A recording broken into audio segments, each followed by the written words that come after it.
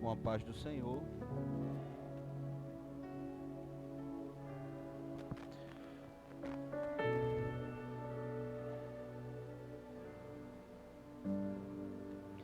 Quero convidá-los, meus irmãos, para nós estarmos meditando no Evangelho segundo escreveu João, capítulo de número 12.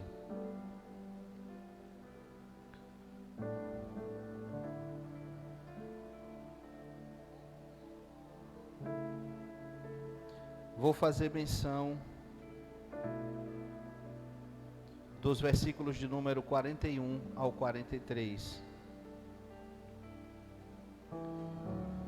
Isaías disse isso quando viu a sua glória e falou dele. Apesar de tudo, até muitos dos principais creram nele, mas não o confessaram por causa dos fariseus, para não serem expulsos da sinagoga, porque amavam mais a glória dos homens do que a glória de Deus. Dá para dizer amém?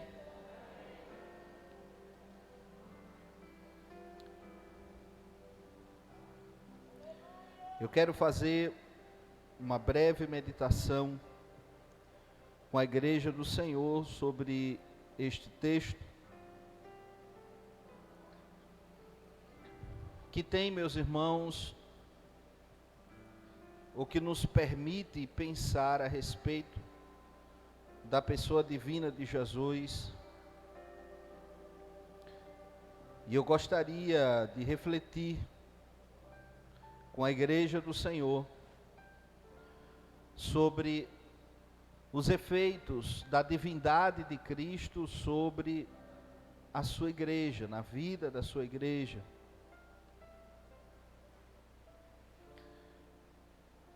É um fato que o texto bíblico, quando fala a respeito de Jesus, ele traz um ensinamento que vai além da compreensão do judaísmo a respeito de quem é Deus, que eles tinham para os seus dias.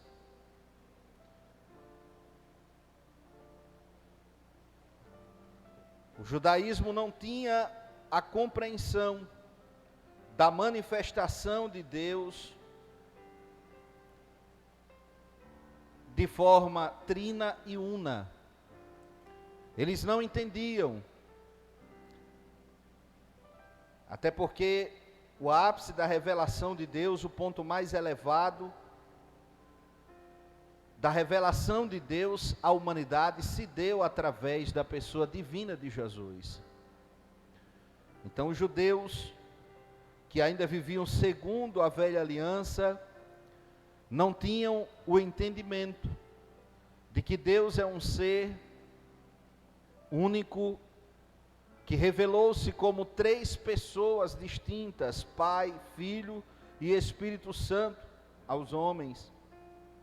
A compreensão da triunidade de Deus só veio ser revelada através da pessoa de Jesus, já na era da graça. E nós vemos que o lugar que Jesus ocupava na sua igreja era um lugar de primazia, de excelência, de destaque.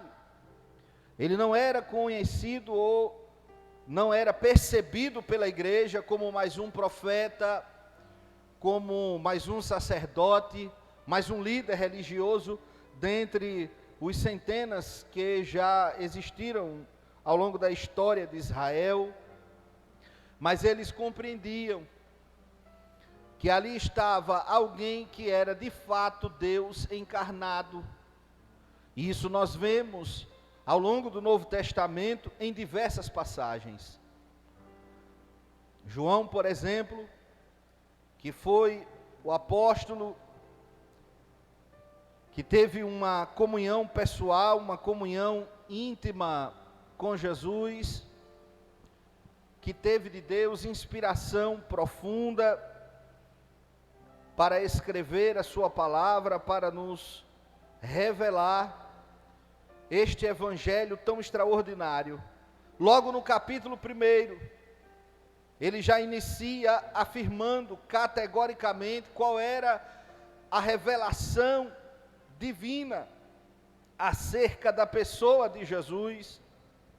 E no capítulo 1 do Evangelho de João, logo no versículo 1, ele diz que no princípio era o Verbo, e o Verbo estava com Deus. Ao mesmo tempo que ele estava, o Verbo também era Deus. E ele continua no versículo 2 dizendo, e ele estava no princípio com Deus.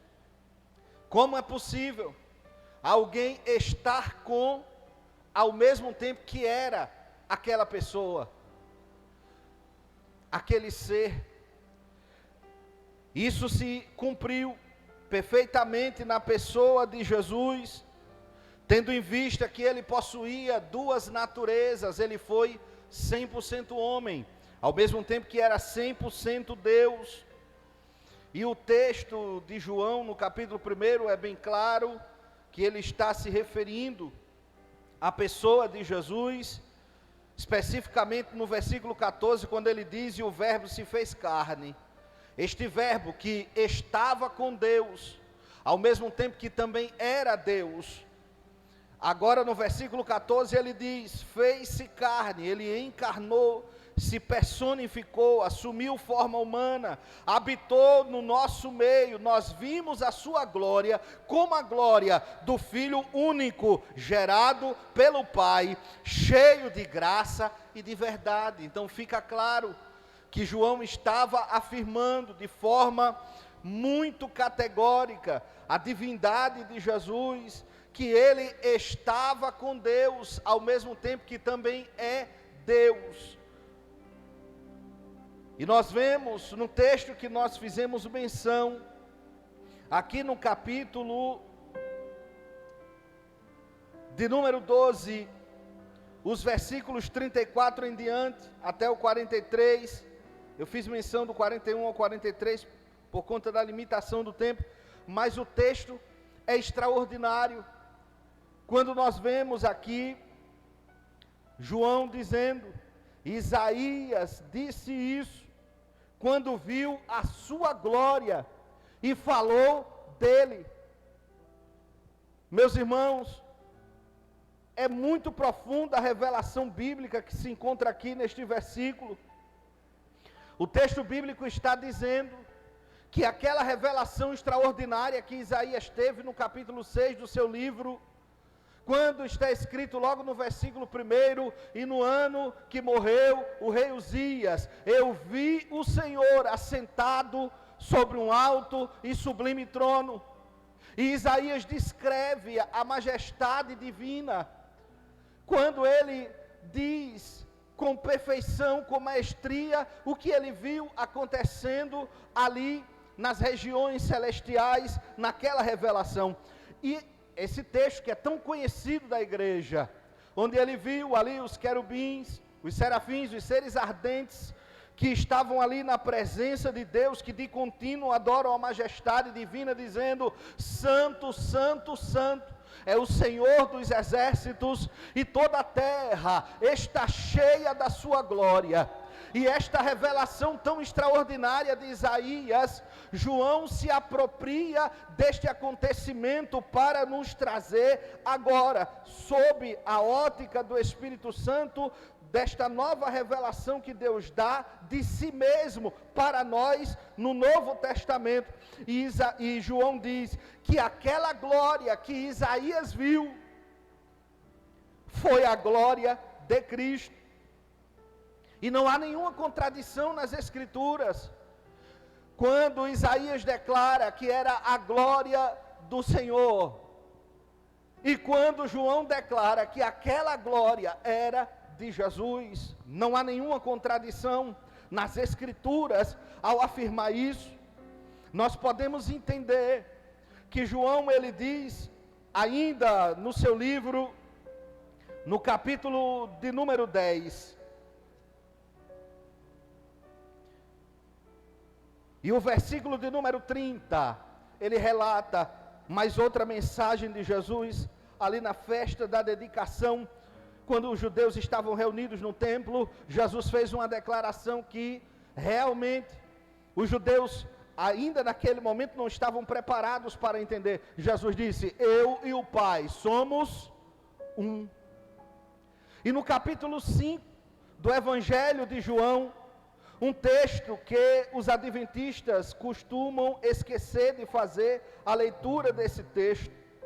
No capítulo 5 de João, o versículo de número 18, o texto bíblico traz para nós, ainda dentro desta revelação divina de que Jesus é mais que um homem, ele é Deus. O texto bíblico diz: por isso, pois, aqui foi João fazendo um comentário, os judeus ainda mais procuravam matá-lo, porque não só quebrantava, violava o sábado, ou seja, Jesus não guardava o sábado.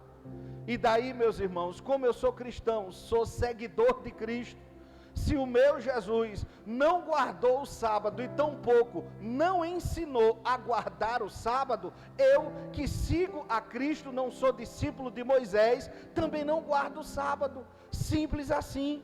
Quer que eu guarde o sábado? Me traga um único versículo onde Jesus ordena que eu deva guardar o sábado, que com prazer eu guardarei o sábado, mas não tem. Por mais que tentem torcer as escrituras, não somos discípulos de Moisés, somos cristãos, somos seguidores de Cristo. O nosso pastor já leu na leitura devocional que em Antioquia, pela primeira vez, os discípulos foram chamados de que igreja? De cristãos. Somos seguidores de Cristo. Sendo assim, meus irmãos, se Jesus nem fez, nem mandou fazer, nós não fazemos. E a segunda grande revelação que está no versículo 18, ele diz: e dizia também que Deus era seu próprio Pai. Até aí tudo bem, mas veja a continuação do texto, o finalzinho do versículo, o que João diz: fazendo de si mesmo igual a Deus. Então, dois motivos levaram os judeus a quererem assassinar Jesus. O primeiro é porque ele não guardava o sábado, e o segundo é porque ele dizia que Deus era seu Pai. Isso é pouco, ele se apresentava como sendo igual, como tendo a mesma essência divina, como tendo o mesmo poder, a mesma glória, a mesma infinitude, a mesma eternidade, a mesma onipotência, a mesma onisciência, a mesma onipresença que o Pai tinha. Por isso os judeus, não compreendendo a grandeza dessa revelação divina, disseram: esse homem é um herege, é um louco, ele tem que morrer. Qual é o ser humano que pode igualar-se a Deus? Mas eles não sabiam quem era que ali estava, que era de fato Deus encarnado em forma humana. E eu repito, quando João no capítulo 12, o versículo 41 declara que a visão que Isaías teve referiu-se à glória de Cristo, e é tremendo o que ele diz na sequência do texto. Ainda no capítulo 12, você pode acompanhar comigo, versículo 43, ele faz um fechamento com chave de glória, de fogo, dizendo: porque amavam mais a glória dos homens do que a glória de Deus. No versículo 41 ele diz que a glória que Isaías viu era de Cristo. No 42 ele diz que muitos se recusaram a reconhecer a Cristo publicamente, com medo da perseguição dos fariseus.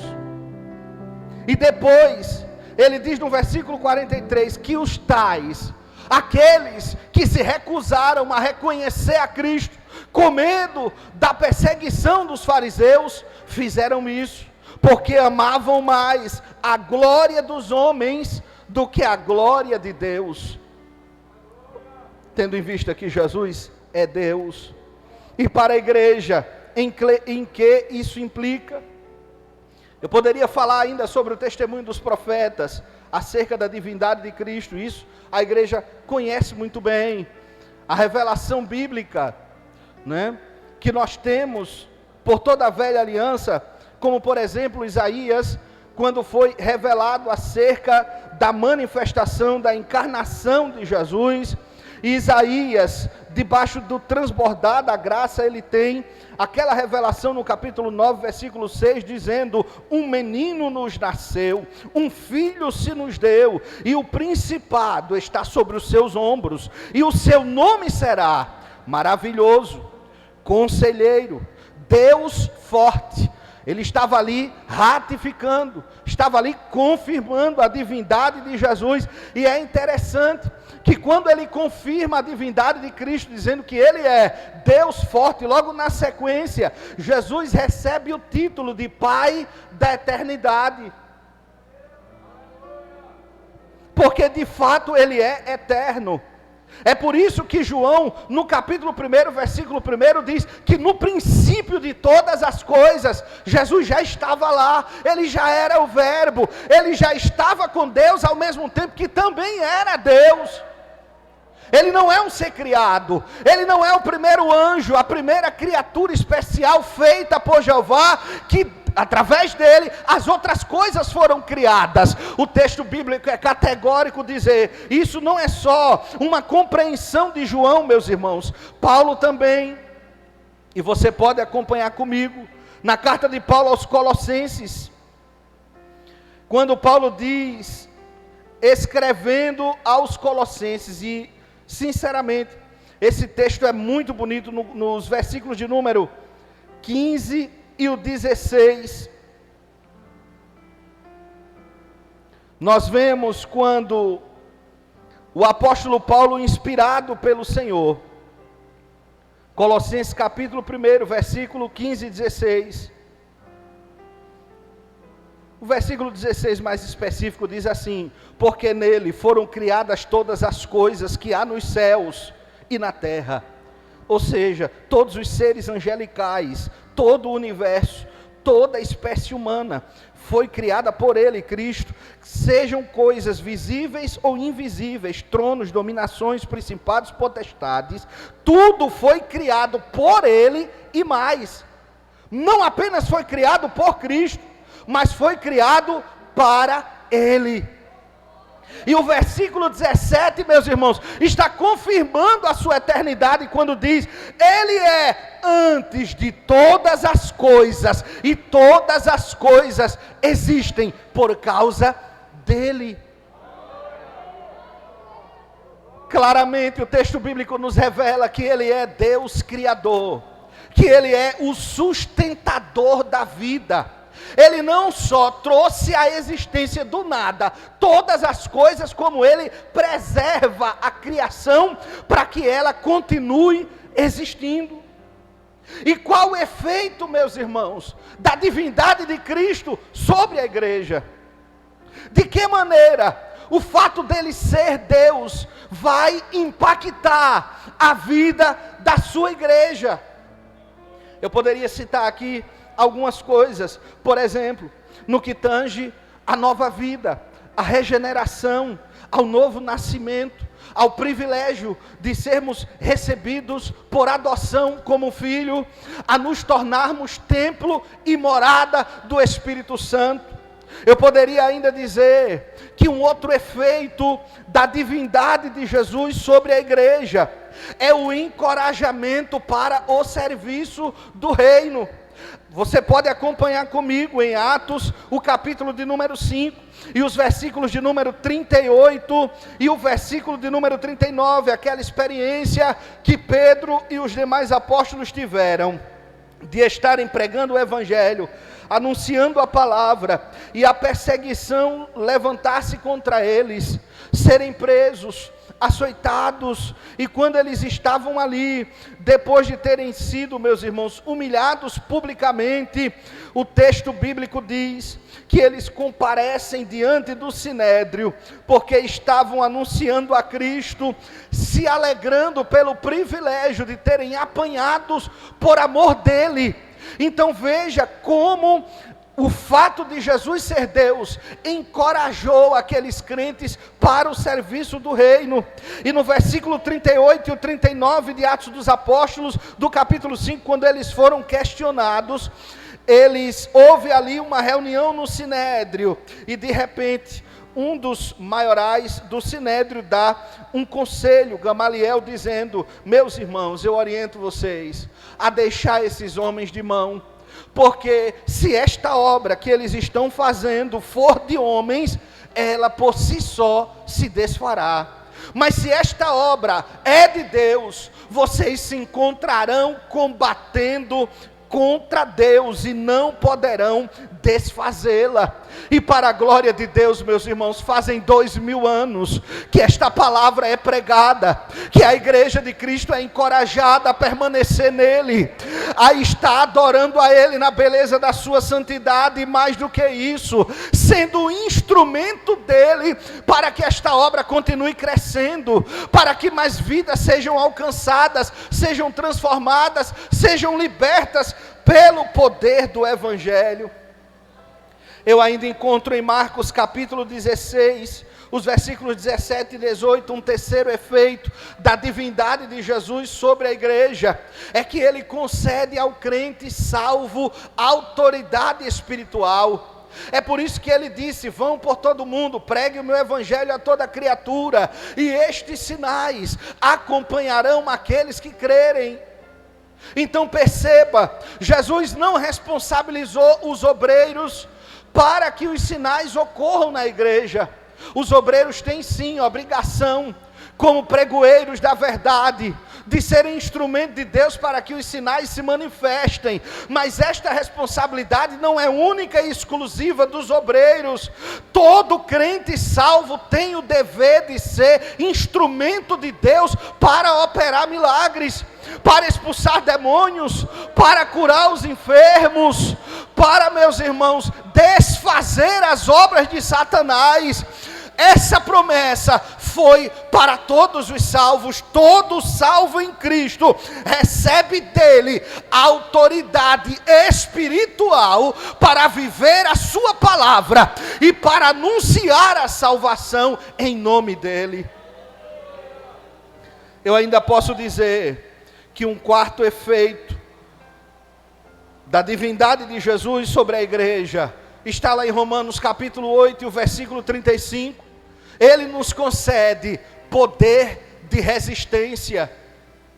Ele nos dá, meus irmãos, graça para que nós possamos nos mantermos firmes nele, que é a rocha, nas circunstâncias mais difíceis que a vida nos trouxer. Ele nos dá graça. É por isso que, escrevendo aos Romanos, no capítulo 8, Paulo, ele transmite esta pérola do Novo Testamento, quando ele diz, no versículo de número 35, quem nos separará do amor de Cristo? Quem? O que pode? Quem é capaz de tirar de você a fé que o Espírito Santo plantou? Quem é capaz de tirar você das mãos de Jesus?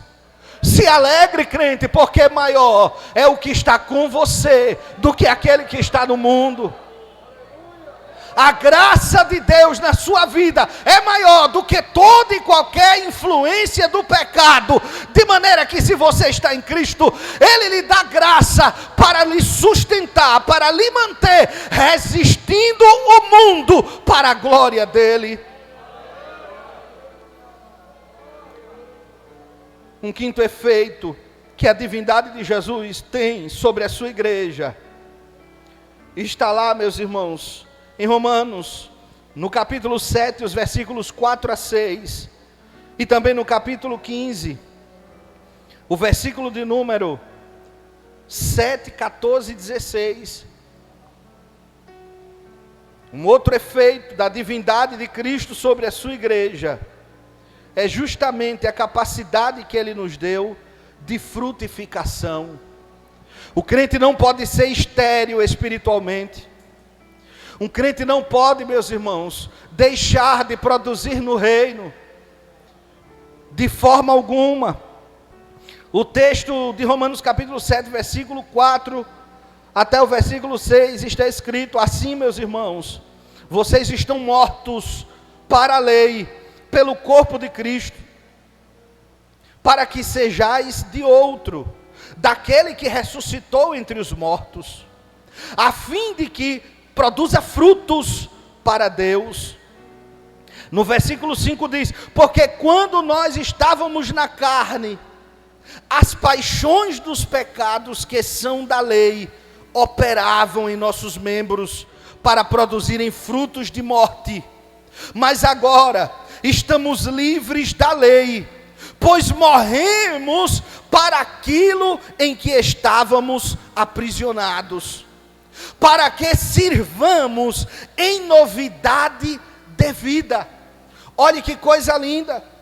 A divindade de Cristo, meus irmãos, nos garante a condição de liberdade espiritual, para que os desejos, as paixões pecaminosas não mais te dominem e te escravizem, para que você não viva refém dos teus sentimentos, das tuas inclinações carnais, das paixões que te inflamam para o pecado e te afastam de Deus. Pelo contrário, a divindade dele nos garante liberdade, para que, vivendo pela fé nele, nós possamos ser libertos do poder do pecado e produzirmos frutos que glorifiquem a Deus.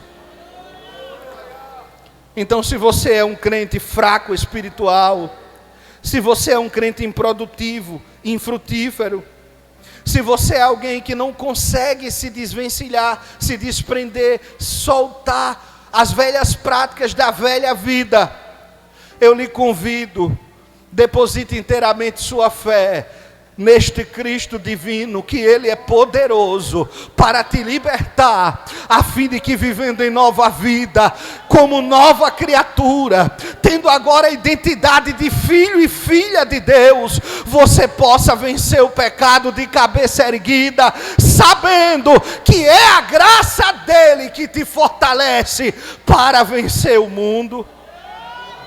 É esta vitória que vence o mundo, já dizia João na sua epístola universal, é a nossa fé. A vitória que vence o mundo, igreja, é a nossa fé. Então, em nome de Jesus, fortaleça a sua fé neste Cristo divino, fortaleça a sua fé nele, e você verá que ele vai lhe dar condições de produzir muitos frutos espirituais para a glória de Deus. E assim eu quero agradecer esta rica oportunidade em o nome de Jesus.